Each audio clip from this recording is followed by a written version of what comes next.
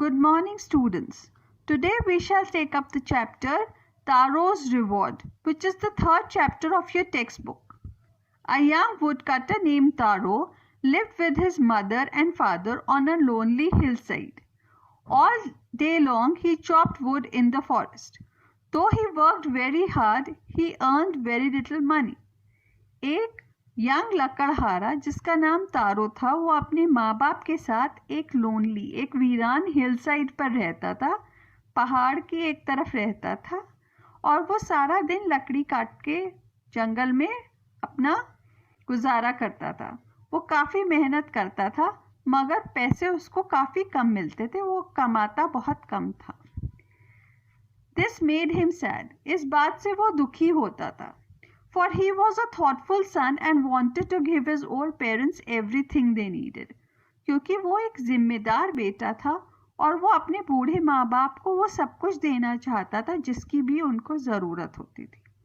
One evening, when Taro and his parents were sitting in a corner, एक शाम की बात है जब तारो और उसके पेरेंट्स एक कोने में अपनी झोपड़ी के बैठे हुए थे, a strong wind began to blow. बहुत तेज हवा चलने लग गई। It whistled through the cracks of the hut and everyone felt very cold. वहाँ पे सबको बहुत ठंड लगने लग गई। Suddenly Taro's father said, I wish I had a cup of sake. It would warm me and do my old heart good.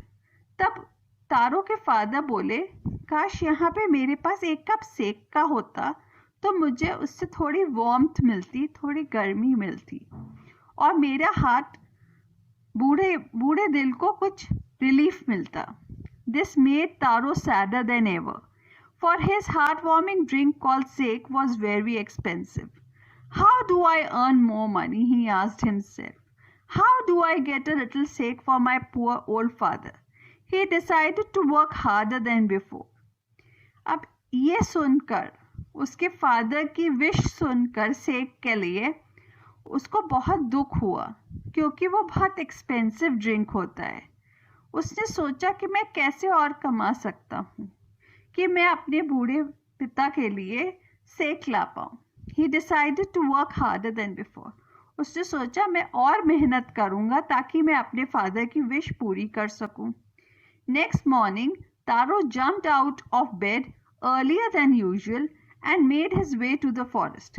He chopped and cut and chopped and cut as the sun climbed, and soon he was so warm that he had to take off his jacket.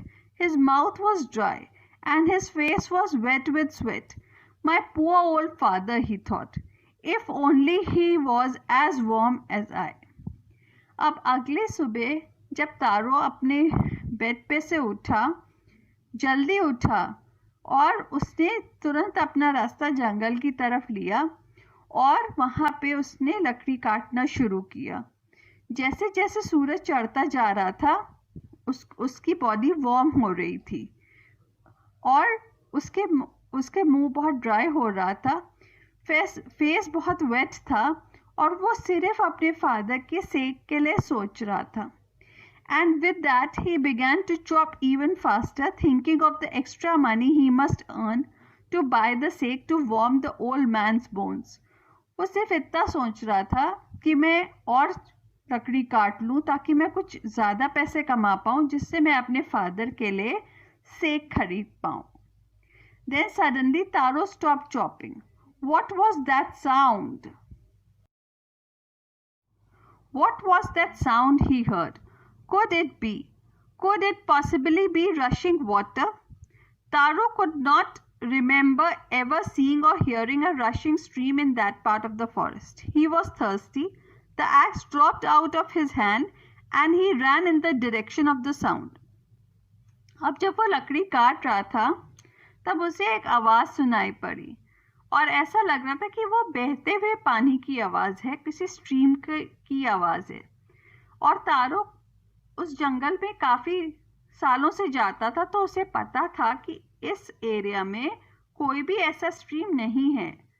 उसको प्यास तो लगी ही थी तो उसने अपनी x रखी और वहाँ पे उस साउंड जहाँ से आ रहा था उसी डायरेक्शन में उसने भागना शुरू कर दिया। Taro saw a beautiful little waterfall hidden behind a rock. उसने देखा कि एक पत्थर के पीछे एक सुंदर सा waterfall है, झरना है. Kneeling at a place where the water flowed quietly, he cupped a little in his hand and put it to his lips. Was it water or was it sake? He tasted it again and again. And always it was the delicious sake instead of cold water. अब उसने वो पानी अपने हाथों को थोड़ा सा हाथों में लिया और लिप्स पे लगाया तो वो सोचने लग गया कि ये पानी तो है नहीं, ये तो सेक है. उसने बार बार उसको टेस्ट किया और उसने इस बात का कंफर्म किया कि वो पानी ठंडा पानी नहीं, सेक था. तारो क्विकली फिल द पिक्चर. उसके पास एक घड़ा था. पिक्चर घड़े को कहते हैं. He had with him and horrid home. उसने अपना घड़ा भर लिया. The old man was dilated with the sake. अब वो बूढ़ा आदमी तो खुश हो गया सेक. उसके जो फादर थे वो खुश हो गए सेक पीकर. After only one swallow of liquid, he stopped shivering and did a little dance in the middle of the floor. That afternoon, a neighbor stopped by for a visit. Taro's father politely offered her a cup of the sake. उसी दिन दोपहर में क्या हुआ कि उनके यहाँ पे एक विजिटर नेबर आए. तारो के फादर ने उनको सेक पीने को दिया. उस लेडी ने जब वो पिया और उसके बूढ़े आदमी को, उसके पिताजी को थैंक यू बोला. Then Taro told her the story of the magical waterfall. तब तारो ने उस नेबर को पूरी कहानी उस मैजिक वाटरफॉल की बताई. Thanking them for the delicious drink, she left in a Hari. By nightfall, she had spread the story throughout the whole village. अब उस औरत ने रात भर में, रात होने से पहले ही पूरे गांव में कहानी फैला दी about the magic waterfall. That evening there was a little procession of visitors to the woodcutter's house. Each man heard the story of the waterfall and took a sip of the sake. In less than an hour, the pitcher was empty.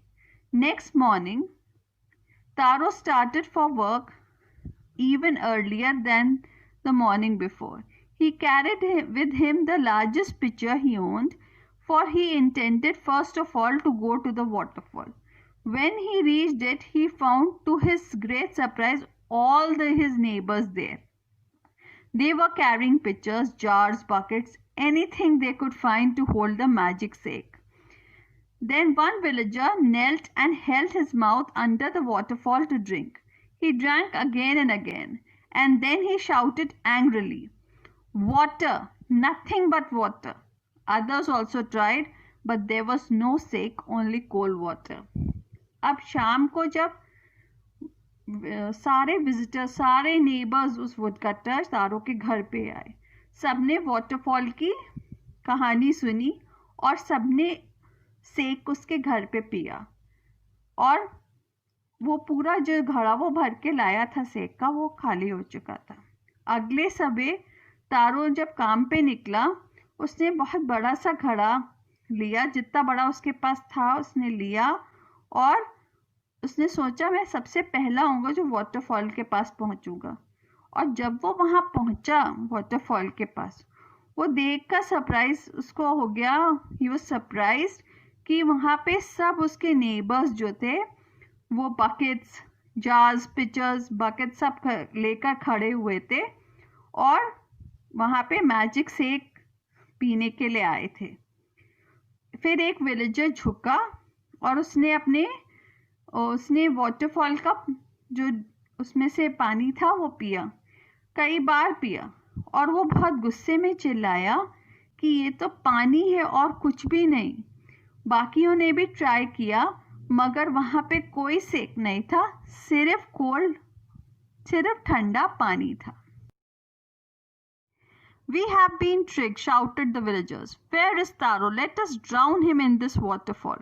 But Taro had been wise enough to slip behind a rock where he saw how things were going.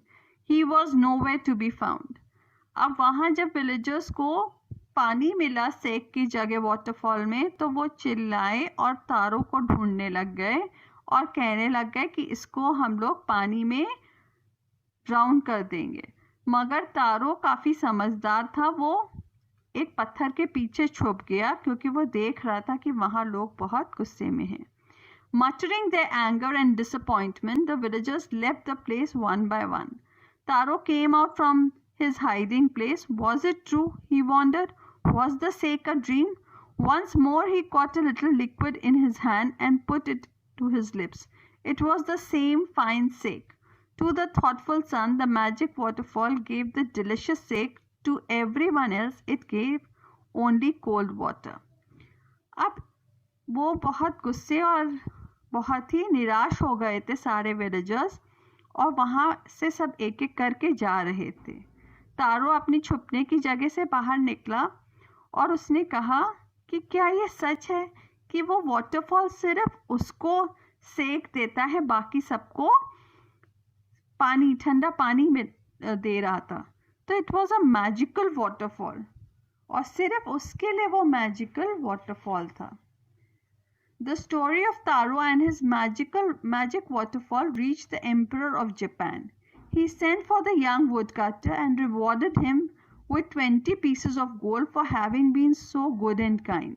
Then he named the most beautiful fountain in the city after Taro.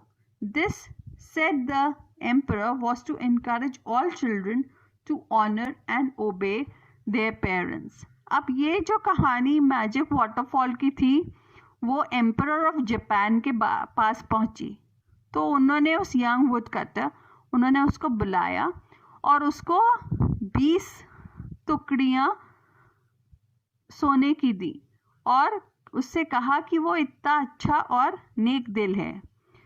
और उन्होंने वहाँ के सबसे खूबसूरत फुहारे को Japan के उसका नाम दिया तारो, और उन्होंने कहा जापान के एम्परर ने ये इसलिए है कि हम सारे बच्चों को इनकरेज करें कि वो अपने पेरेंट्स की इज्जत करें, ऑनर करें और उनकी बात को मानें। This was the end of the story.